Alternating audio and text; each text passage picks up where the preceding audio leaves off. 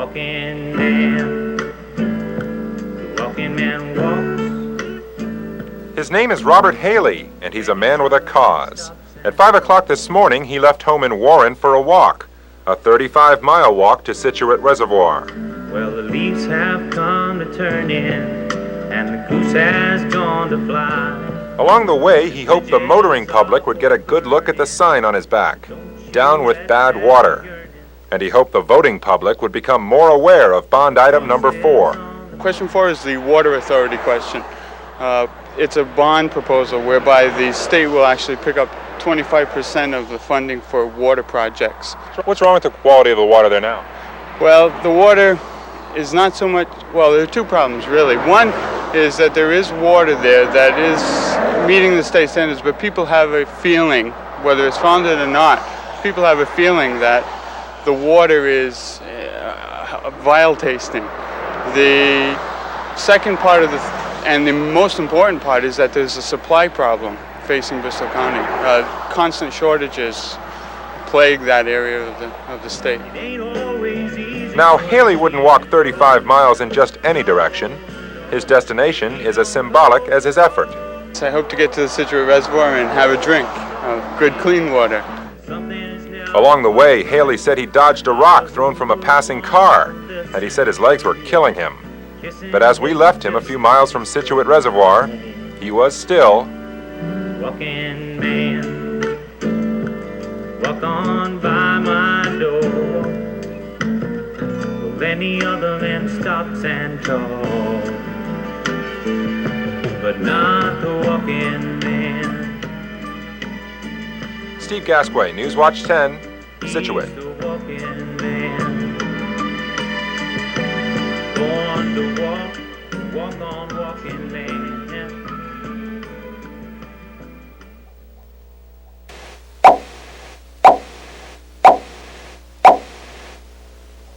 And in other news, it was a dramatic story of heroism tonight in New Bedford. A firefighter risked his life to save an 11-year-old boy who was trapped in a burning home. We have more on that now from Steve Gasquet.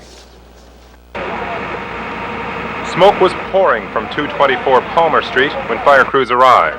Fireman Ron Benedetti was the first inside, but soon he was unconscious and bleeding and being lowered down a ladder in the arms of his colleagues. Benedetti collapsed from smoke inhalation moments after rescuing 11-year-old Jared Rivet, who was alone in his grandparents' home when the fire broke out. See, first my grandmother left from school to go someplace, and my grandfather had left earlier. And were you alone in the house? yes, I was alone in the house. And let me see. I went upstairs after that and watched television in my grandfather's room. And then a little bit later, the smoke alarm went off, and so automatically I ran out to the phone because there's a phone upstairs and a phone downstairs. Benedetti was treated for lacerations and smoke inhalation at St. Luke's Hospital. He is expected to be all right soon. Jared, too, will be fine. The cause of the fire is still under investigation. Steve Gasquet, Newswatch 10, New Bedford.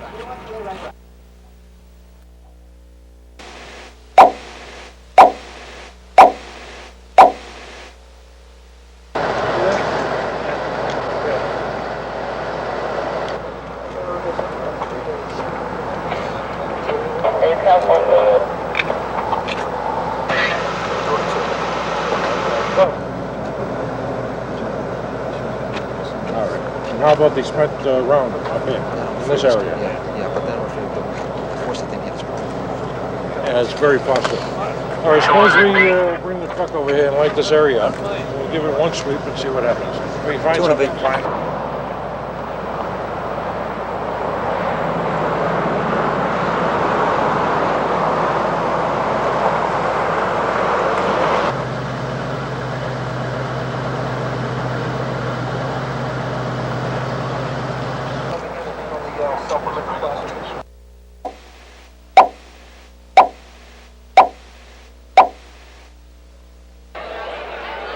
There were no great surprises in New Bedford.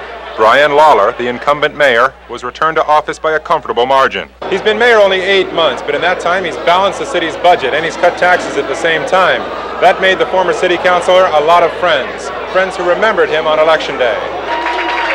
Quite a win tonight, Mayor Lauder. How do you feel right now? Thank you very much. We're very excited and elated that it went so well. It's just nice to be on the winning side, that's all. Why do you think they returned you to office by such a comfortable margin? Well, I think we had a very lackluster campaign by my opponent. He didn't raise any issues. The challenger, Pat McCormick, is a full-time student with no political experience other than this loss. As results came in, he blamed his imminent loss on lack of resources and organization. But he's still looking towards the future. I would say that Mr. Lawler better watch out for next time. I came out 4 weeks prior to the preliminary, and a complete unknown. I was given 0% chance of winning the preliminary. I'm not going to play words with you. I don't consider it a loss because a lot of people are beginning to realize that while I did not bring up any issues, there was no mudslinging. I didn't say that Lawler was this or Lawler did that. Steve Gasquet, Newswatch 10, New Bedford.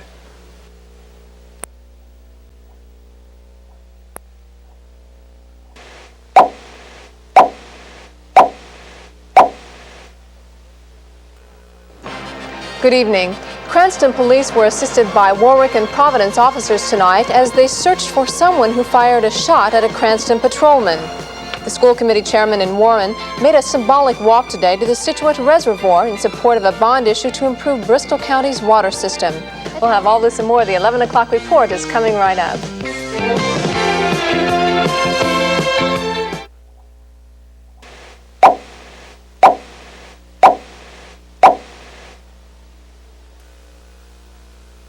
This is wjar-tv, Providence.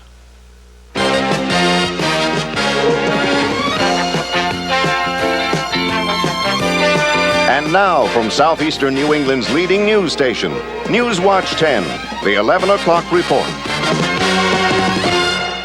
Good evening, I'm Patrice Wood. Cranston police were searching tonight for someone who fired a shot at one of their patrolmen. Detective Matthew Duffy says an officer was making a routine check of the Dayton Tire Company on Wellington Avenue around 8 o'clock when someone fired a high-powered rifle at his car. Warwick and Providence sent a number of officers to the scene to help search for the gunman. It's believed that he escaped on foot along the nearby railroad tracks. The search resumes tomorrow morning.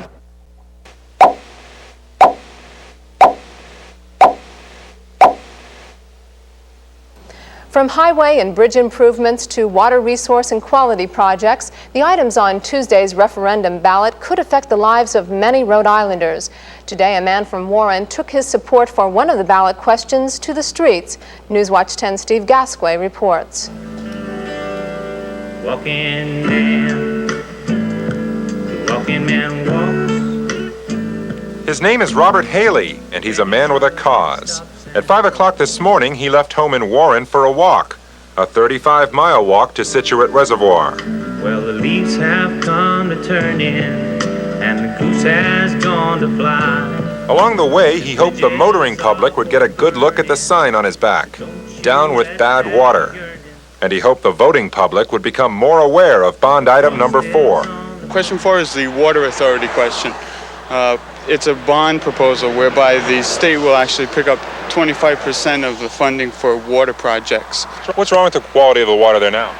Well, the water is not so much, well, there are two problems really. One is that there is water there that is meeting the state standards, but people have a feeling, whether it's founded or not, people have a feeling that the water is vile tasting.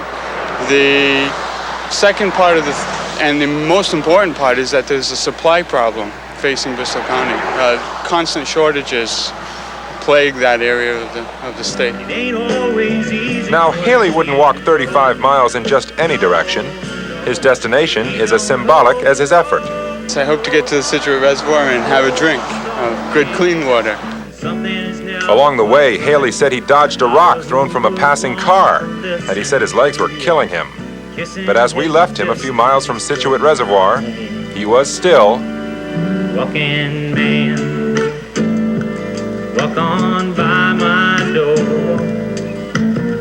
Well, any other man stops and talks, but not the walking man. Steve Gasquet, Newswatch 10, Scituate.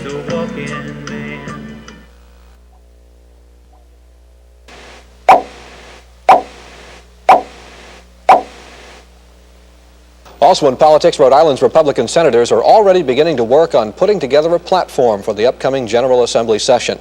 The senators met today at an educational seminar at the community college campus in Lincoln. They discussed four main issues: concerns over the educational system, the state budget, the Murray Commission report, and the environment. Senate Minority Leader Lila Sappensley says it was a working session, mainly to acquaint the newly elected senators with the legislative process. A Providence man faces arraignment on Monday on a charge of possession of drugs and a firearm. Police arrested 21-year-old Roberto Pedroso last evening and confiscated several bags of heroin from his home. They also found a handgun.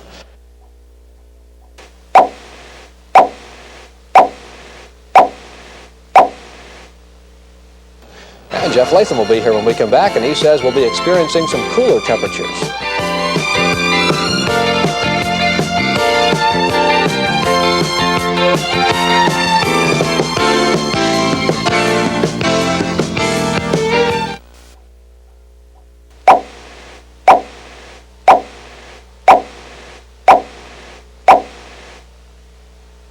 Many of the soldiers have wrapped up their work in Grenada and are back home in the United States. 23-year-old Kevin Jackson of Pawtucket is one of them. He was one of the first paratroopers from the 82nd Airborne to set foot on Grenada in the invasion. He's using a 4-day pass this weekend to visit his family. Uncle Kevin, come here. To these children, Sergeant Kevin Jackson is a hero for defending the Americans in Grenada. Kevin himself, while he's happy he went, is glad it's over. The day before the invasion, he was told there was an alert, but he thought it was just another drill. So when I got there, first thing I saw, we were in this rock pile, and I saw this glass bottle there. I went over and picked it up and looked at it, and it said Grenada. It was a beer bottle. And that's when I knew for sure I was in Grenada. But this war wasn't what he expected, not much combat. I didn't see hardly any. I just got shot at a few times, and that was it. They just gave up, and the Cubans we captured, I think it was out of 1,100, we captured 600 of them. So we don't know where the rest of them went. They must have went up into the hills somewhere. Most they did, I'm going to put it bluntly, We didn't do much. Details. No. The first 4 days. The back. Kevin's Army buddy, Private First Class Frank Schroeder from Chicago, wanted to go to Grenada. He had one foot on the plane when he was told he wasn't needed. I'm getting out soon, and it's just going to be, I went to war, far out. I got a patch, but I wanted a unit, it was an easy CIB. Exciting. It was easy. Frank says that's probably as close as he's going to get to combat. He only has 103 days left in the Army.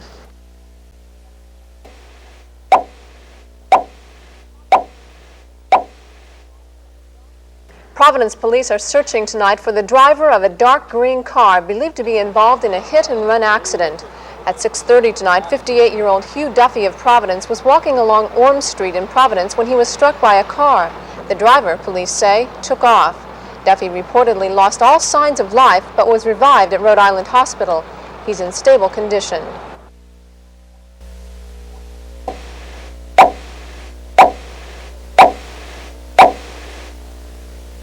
Well, today was the kind of day when most people who work outside would have preferred to be working inside, and it was only made worse for a couple of men washing windows on the 10th floor of the Regency Apartments in Providence when their staging let go and they were left dangling. It was a close call and a frightening experience for Bob Cohn and Charles Thurber. Luckily, though, they were held by their safety valve. The Providence firefighters were unable to reach them with their equipment, so they had to break into the apartments on the 10th floor of the building to let the men inside. And after it all, Cohn had this to say to reporters when he was back on the ground, safe and unharmed. Just as I moved it up, the whole thing fell out from under me. I don't exactly know what malfunctioned, but all I did was grab the line, jump on the ledge. That was about it, really. Neither man was hurt in the incident. Security had to be called in to make sure the apartments were locked up again.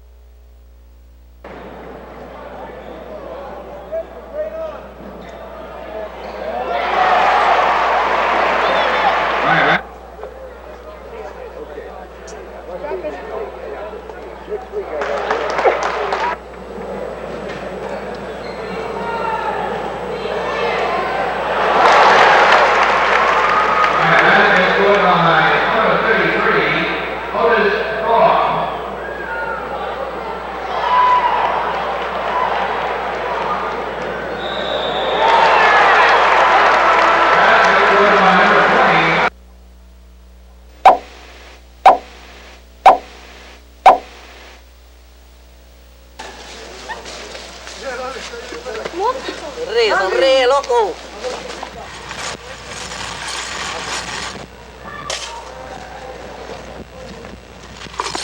Doing a good job. There's a good man.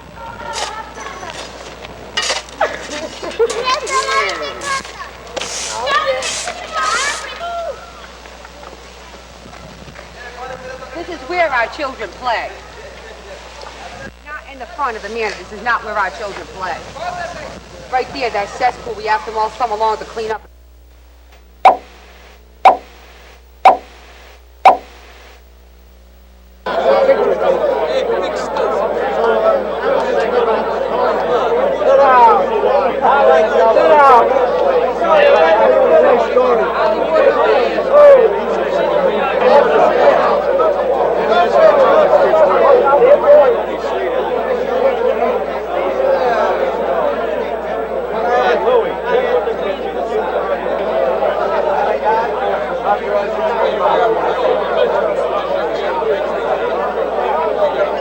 Okay, the table with Al Ross.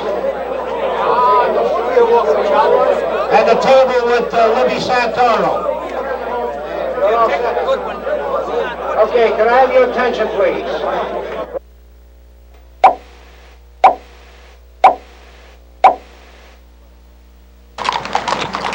It was the last leg on an East Coast pilgrimage. Ron Villarreal traveled from Boston to Washington on the back of his horse, American Thunder.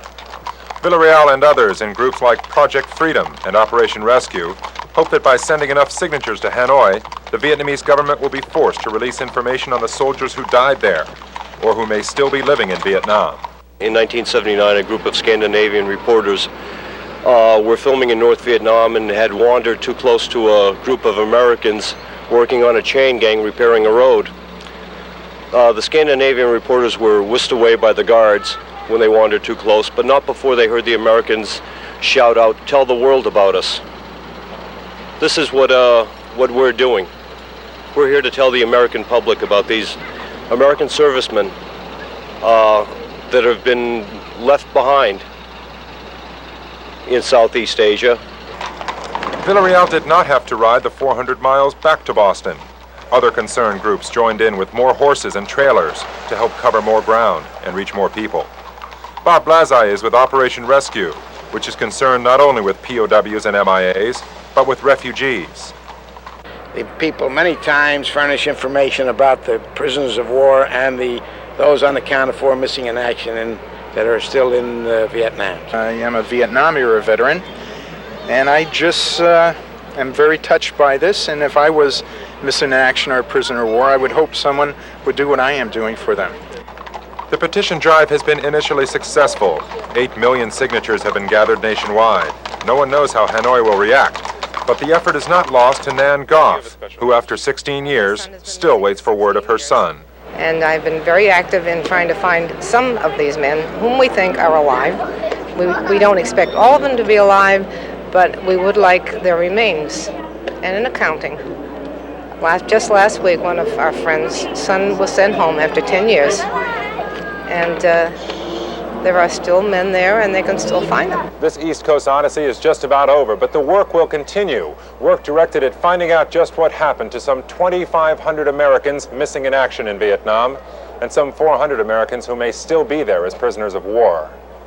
Steve Gasquet, Newswatch 10, Providence.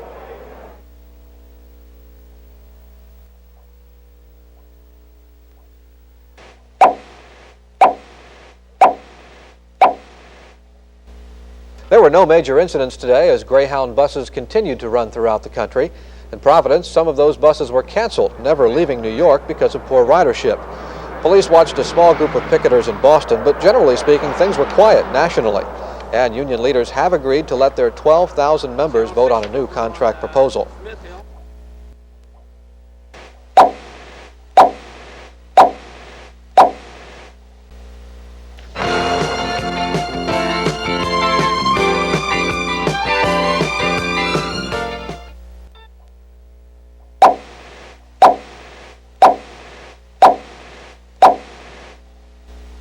As we say goodnight tonight, we're going to take you back in time to the big band era with a concert performance by the Northeastern Navy Show Band. Last evening's performance was sponsored by the Burrillville Arts Association. Good night.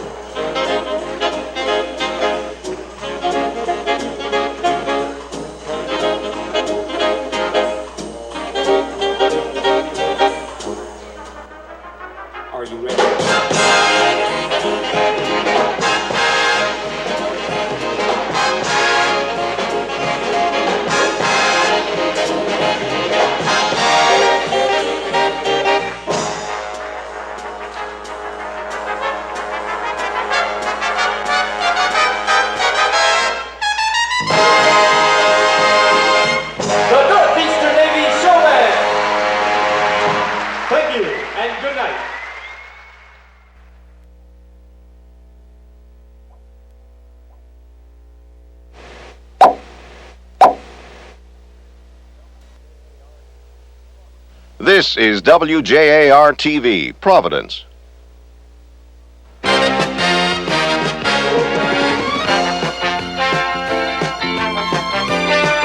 And now, from southeastern New England's leading news station, Newswatch 10, the 6 o'clock report.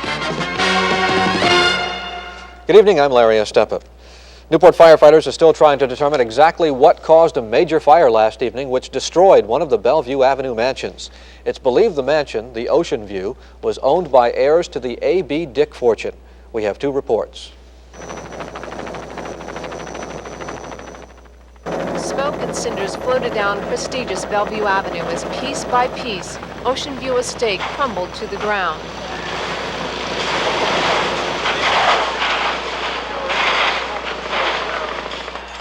A tragedy for the Matthew Dick family.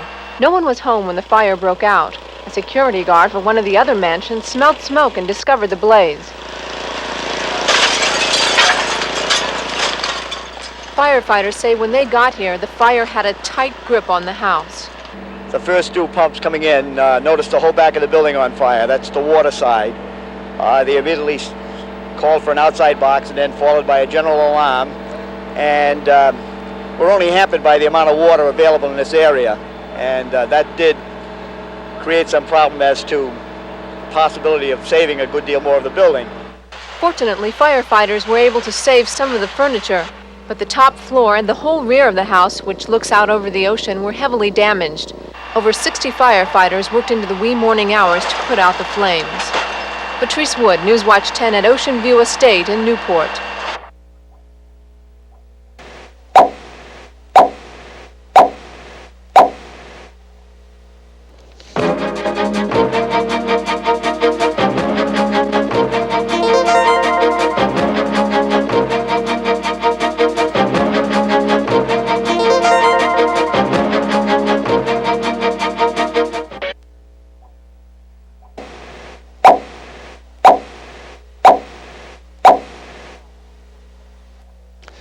There have been no problems reported locally with Greyhound bus runs. Today was a calm one for the strikers in Providence.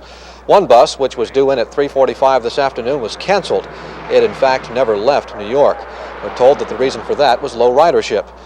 Meanwhile, union leaders nationally have agreed to put a new contract proposal up for a vote by the union membership. The story, though, was a little different last evening as police and protesters maintained a temporary truce after flare-ups of violence on the Greyhound picket line. Replacement drivers fought their way through striking drivers as they arrived in Providence. Newswatch 10 reporter Patrice Wood was there. As the evening buses rolled into Providence, strikers were there to greet them. Sometimes the buses are just waved on by. There are no passengers. But this inbound bus carried about 20 people, many from New London. Boy, these people take their hands in their life riding with you. The striking Greyhound bus drivers have been saying that it's unsafe to ride with the new Greyhound bus drivers, but the passengers said they had a safe trip. The bus started a little late, that was all. They were unqualified drivers. They've been trained in 2 weeks. You can't train somebody in 2 weeks to drive a bus. It was either that or hitch. You should have hitched. You'd probably be a lot safer. I have to go where I had to go. In New London, there was no other choice. The evening was relatively quiet compared to earlier when 3 people were arrested in Providence following a fight between protesters and a security guard. Police say one of those arrested was Scott Malloy, the president of the union representing public transit workers.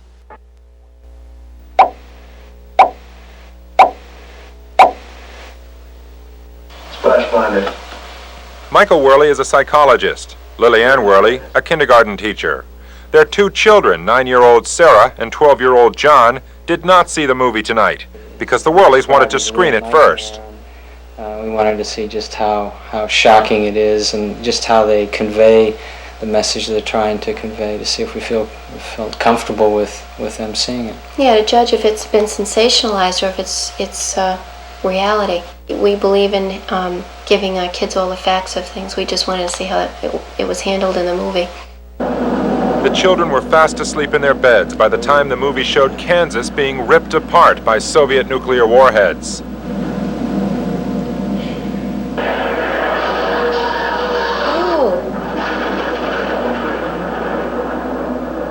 Certainly a movie like this is very depressing. It's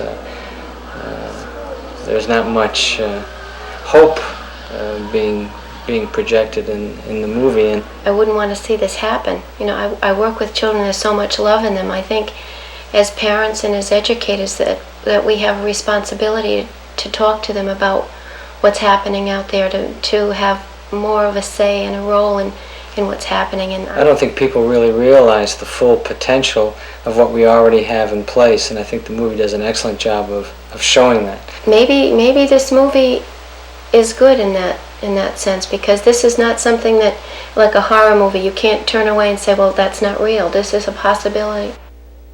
Dr. Worley offered some professional advice for anyone who was depressed or left feeling helpless by the day after. Show some positive sign to someone you love. In that way, he believes a person can feel in control, in a positive way, after what could be a very depressing experience. Steve Gasquet, Newswatch 10, Warwick.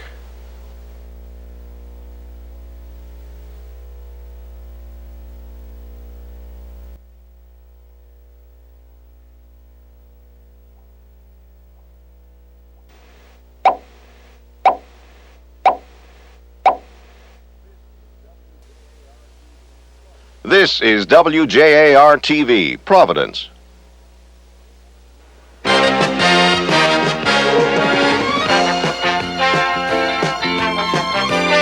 And now, from southeastern New England's leading news station, Newswatch 10 with Doug White and Larry Estepa. Good evening. There is no doubt ABC television pulled off a ratings coup last night with its movie on nuclear devastation, The Day After.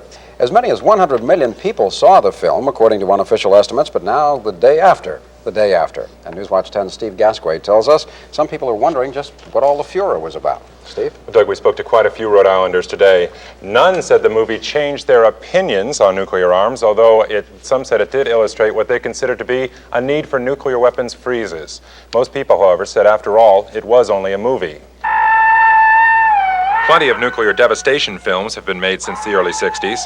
The black comedy Dr. Strangelove is subtitled How I Stopped Worrying and Learned to Love the Bomb.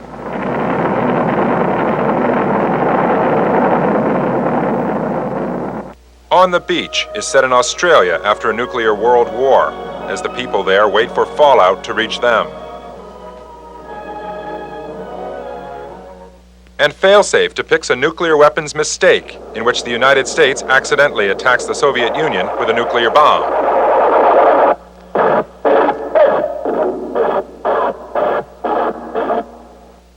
The Day After differs from the earlier films in its graphic detail, but is similar in its anti-nuclear message. Whether that message was effective depended on who was watching. It's a deep concern of everybody in the world right today, and people should really look at it. If it takes a TV show to bring it out, God bless. I believe it made lots of people aware of the intensity of a nuclear war. Did it change any of your opinions about nuclear arms? No, it didn't. Not at all. I still think there's a threat. I thought it was kind of dramatic in a way. I'm kind of grossed out the way they showed all the things, but I think that's the way it could be. I think if it really happened, it would be a lot worse. I think it would be a lot worse than what they projected on TV. Of course, a lot of reaction is coming also from pro- and anti-nuclear forces. But whether people are praising the movie or putting it down, it is causing the nuclear arms debate to intensify here in the United States.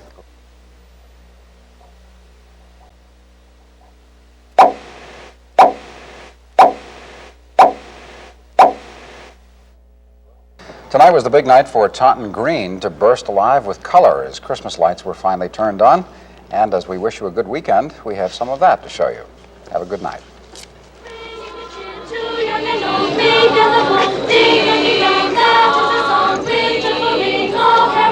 Wants you to hear words of good cheer from everywhere feeling near. Oh, holy palm, raising the sun, northern and hill, town in its turn. Give me the rain while people sing songs of good cheer. Christmas is here. Ding, ding, ding, ding, Merry Christmas, ding, ding, ding, Merry Christmas. Born on this end, all in the land, take everyone's home to every home. Hark all the bells, sweet silver bells, all seem to say, throw cares away. Christmas is here, bringing good cheer to young and old, meek and the bold. Ding, ding, ding, dong,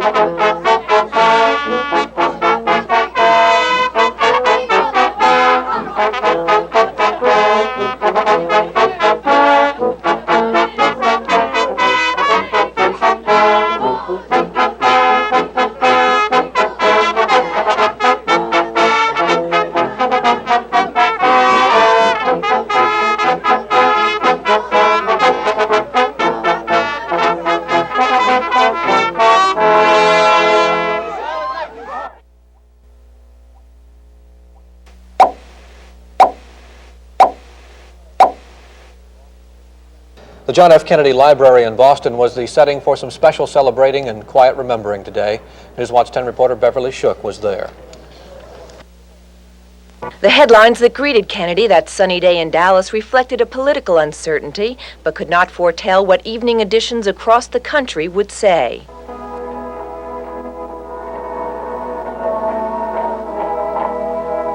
In the days that followed, Churchill would write the grieving widow about the revulsion and anger and sorrow he felt. Lonely sailors on freighters in the Pacific also wrote. So did children, and the citizens of Central Falls. This special exhibit at the JFK Library is a memorial to his death. The telephone suddenly rang. We were all very good friends in the offices. And the secretary came over and said, "It can't be true." And none of us could believe that it could have happened possibly. I remember the sound of the muffled drums, and it seemed a symbol of the way in which people's hopes and dreams had been dashed. But it was also a celebration of his life. I think we all can learn from him, the way he lived his life. And as a tribute to his life, the Harvard Choir sang a Requiem Mass.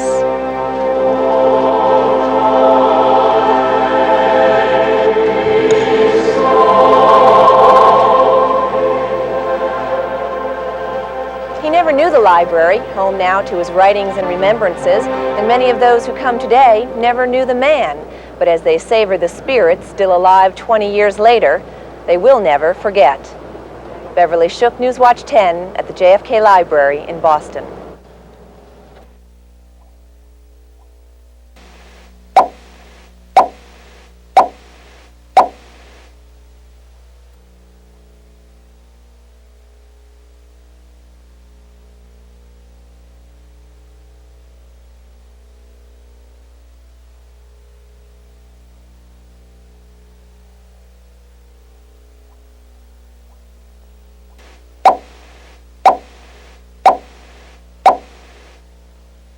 Jeff Latham will join us when we come back, and he says the gray weather will come back this week.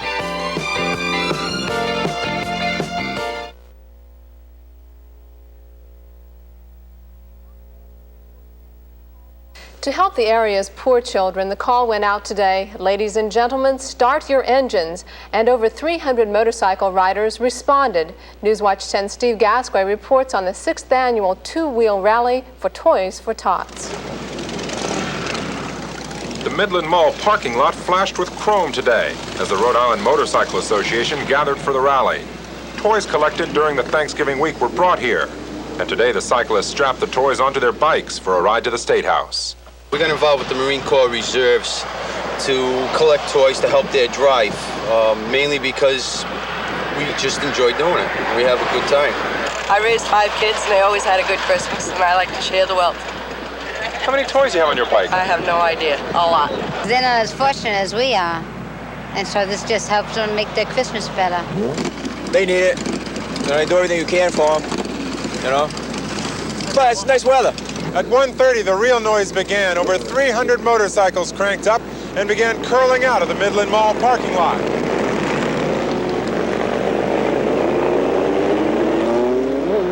There may not be many more unusual sights than a caravan of heavy metal motorcycles thundering down the road with stuffed animals and dolls strapped onto them.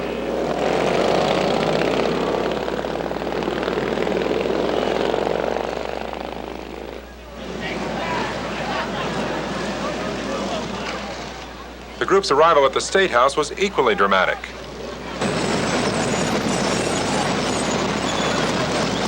Some of us know what it's like to go without things. And if all of this means they're making a bunch of little kids happy, I'm all for it. Steve Gasquet, Newswatch 10, Providence. And that's it for the early edition of the Newswatch. We thank you for joining us. Nightly news is next, and we'll be back at 11 when the Newswatch continues. Until then, have a nice night.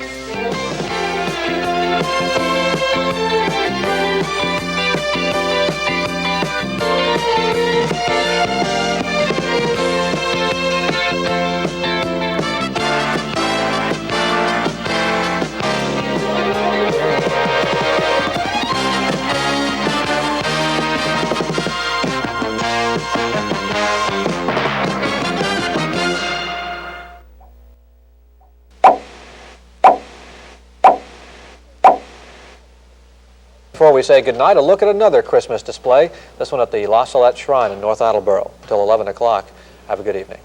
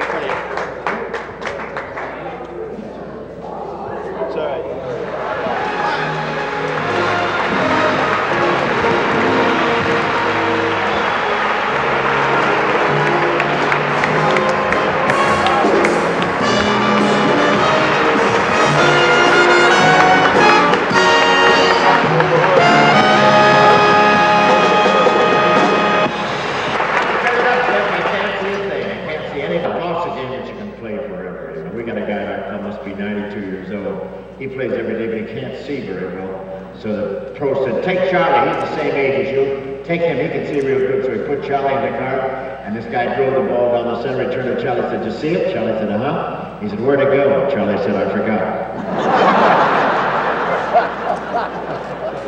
And Jackie Gleason had his face lifted. I thought that was wonderful. That's about the only thing the doctor could lift. It's really true. And Betty Ford had her face lifted. I thought that was wonderful when she told the whole world she was going to do that. You remember that a couple of years ago? I thought that was frank, because women are usually sneaky about that. You know, they go away to some foreign country like Switzerland or Central Falls, you know.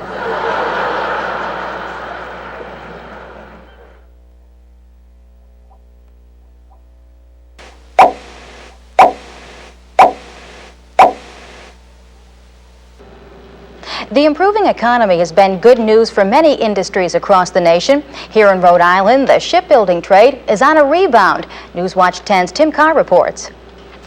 This is the latest creation of Warren shipbuilder Luther Blount, the Caribbean Prince. Because of this ship, 140 people were able to keep their jobs this summer. It's meant a lot of jobs for the people here. It's meant a little speculation and a chancy thing for us.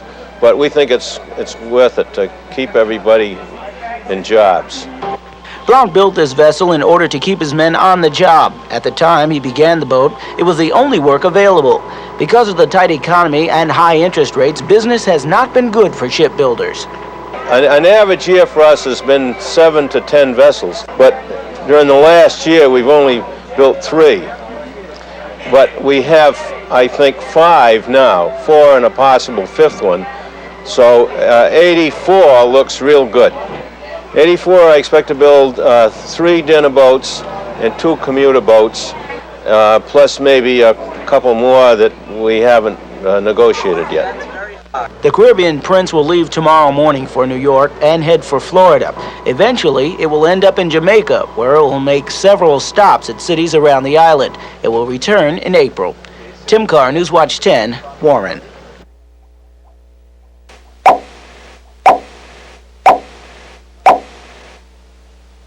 Unfortunately, many people don't do anything about it until it's too late. They come home to find their house has been broken into, their belongings gone.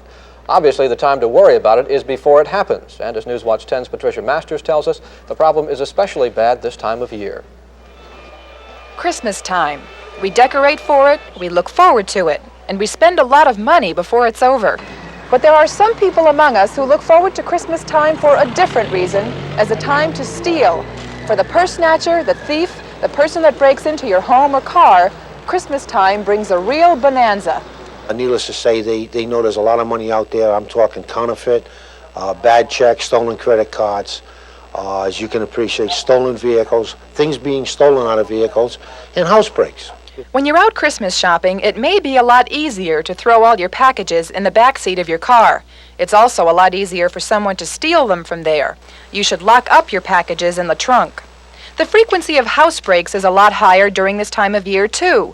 What can you do? At home, if they'd make sure they secured their windows, lock their doors. At night, leave lights on, leave a stereo set playing, or a radio, or even a television. If things are stolen from your home, you have a lot better chance of getting them back if you have inscribed identification on it. This scribing pen costs under $10. Above all, report to the police any strangers or unknown cars that look suspicious to you. Glendenning says perhaps the best Christmas gift you can give your neighbor is to stop a thief before he strikes. Patricia Masters, Newswatch 10.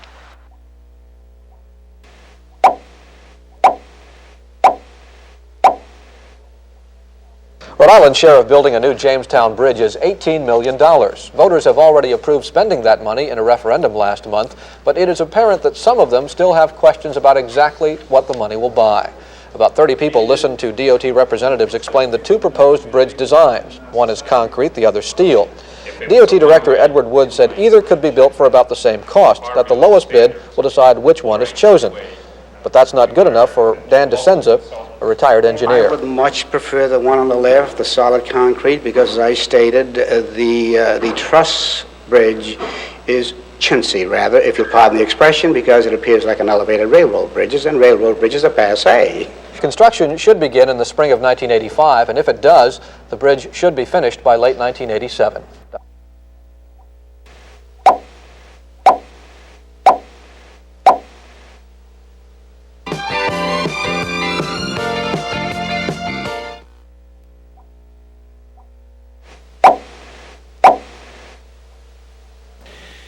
At about 9 o'clock last night, weather observers around Washington, D.C. reported sleet and snow moving through the area, and a winter storm watch was posted for interior southern New England. Throughout the night, the precipitation continued to move northeastward toward New England, and early this morning, a new and rapidly intensifying storm developed off the Maryland coast. By dawn this morning, snow, sleet, and rain were advancing across New England. Most areas near the coast saw any frozen precipitation rapidly turn to rain, but farther inland it was a different story, with snow, sleet, and some rain causing slippery conditions in the northwestern part of Rhode Island and much of interior Massachusetts.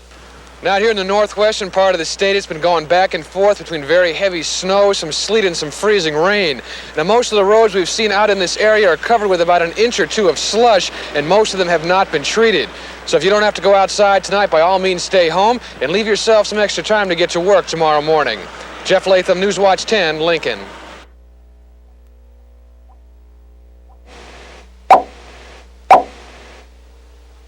This latest exchange of fire in Lebanon involving U.S. troops is particularly disturbing to Senator Claiborne Pell, the ranking Democrat on the Senate Foreign Relations Committee. Senator Pell does not feel the Marines need to stay in Lebanon for more than 6 months. He maintains that as long as our servicemen remain in Lebanon, they'll be targets. It's going to remain volatile because we're not perceived as being neutral. We're perceived as supporting the government of Gamaliel. And I think that our Marines and our planes will be a target as long as they're there. We obviously have to protect them, but the shorter period they're there, the better. That's why I think that my resolution, my amendment, that was defeated in the Senate, but was introduced to limit the number of months that our people can remain there to 6 months rather than 18, was a good amendment. It's still pending, and I hope it passes. Senator Pell also questions the usefulness of a peacekeeping task force in a region that has been unfamiliar with peace throughout its history. The latest attacks against U.S. servicemen in Lebanon remind us once again of the contributions veterans have made to their fellow countrymen. Today in Middletown, a memorial was dedicated to veterans of all wars for their patriotism. The idea was raised several months ago when the Navy offered a 2,000-pound anchor as a memorial centerpiece. Weather kept the ceremonies inside but didn't dampen the spirit. Servicemen from every branch of the armed forces attended. There will be a plaque attached to the anchor inscribed to all veterans who served in the armed forces from Middletown, lest we forget. At least a dozen people will be arraigned tomorrow morning in connection with an alleged illegal gambling operation. Providence police made the arrest this morning during a raid in 6 locations of the city in connection with what they're calling a Spanish lottery. Newswatch 10's Beverly Shook has this report. The raids began this morning at the alleged headquarters for the illegal lottery activity, this residence at 382 New York Avenue in Providence. Several family members were awakened when police smashed a front door to gain entrance. Some continued their morning routine despite the raid. Others hid their faces from photographers' lights and cameras. Police found what they were looking for in the basement: gambling records and lottery tickets from Santo Domingo. Cash was also confiscated. You better count that money and we want it back. They took it all last time. Police say the investigation into illegal foreign lottery activities began a month ago, and since then they have been working with New York authorities where tickets are smuggled into the United States. Officials estimate an average Sunday drawing brings in more than $100,000. 3 men were arrested at the first location. In all, 6 Providence locations were raided, including the Lenox Market on Broad Street. Here, 3 more men were arrested and police confiscated a pistol and knives, as well as gambling records. Police say those found guilty of illegal gambling and bookmaking could face up to a $500 fine and a year in jail. Beverly Shook, Newswatch 10, Providence. The constitutional question of whether nativity scenes can be displayed on government property is still being decided by the U.S. Supreme Court. But today in Providence, a nativity scene was set up on the steps of City Hall. The crest display is being sponsored by the Knights of Columbus Hope Council in the city. Officials of the council first set up the crest in 1981 on the steps of City Hall. They say they are carrying on a tradition. The council says its crest does not violate the federal or state constitutions because of the First Amendment freedom of expression clause.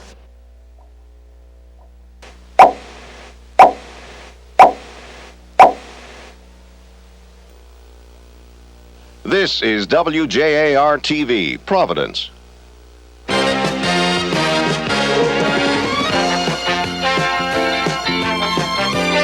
And now from southeastern New England's leading news station, Newswatch 10, the 11 o'clock report. Good evening, I'm Kathy Ray.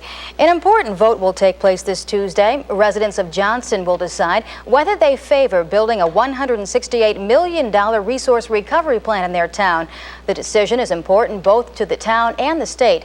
Now, the question remains whether such a plan is environmentally safe.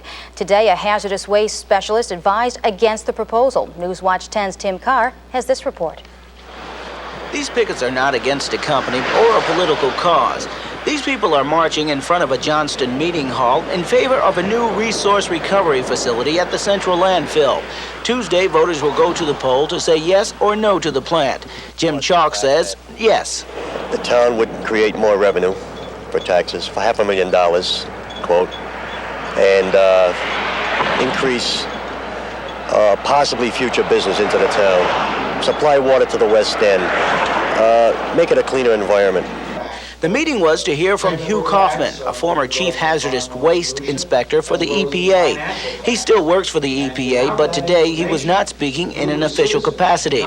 Kaufman says he'd vote no if he were a Johnston resident. I would not be in favor of having my taxes and my money on the hook for a giant resource recovery facility based on the experience in the United States. If the facility does go belly up, and perhaps there's a 50-50 chance of it, then the taxpayers will be on the hook. Raymond Seddon agrees the plant should not be built. The incinerator isn't capable of taking care of the amount of garbage that is going to come into Johnston. It won't. And they'll have to dump it in the dump. These are not just anti-incinerator people in this audience. Several state and local officials showed up, as did some of the pro-incinerator people from outside. But the final decision will be made by Johnston voters on Tuesday. Tim Carr, Newswatch 10, Johnston.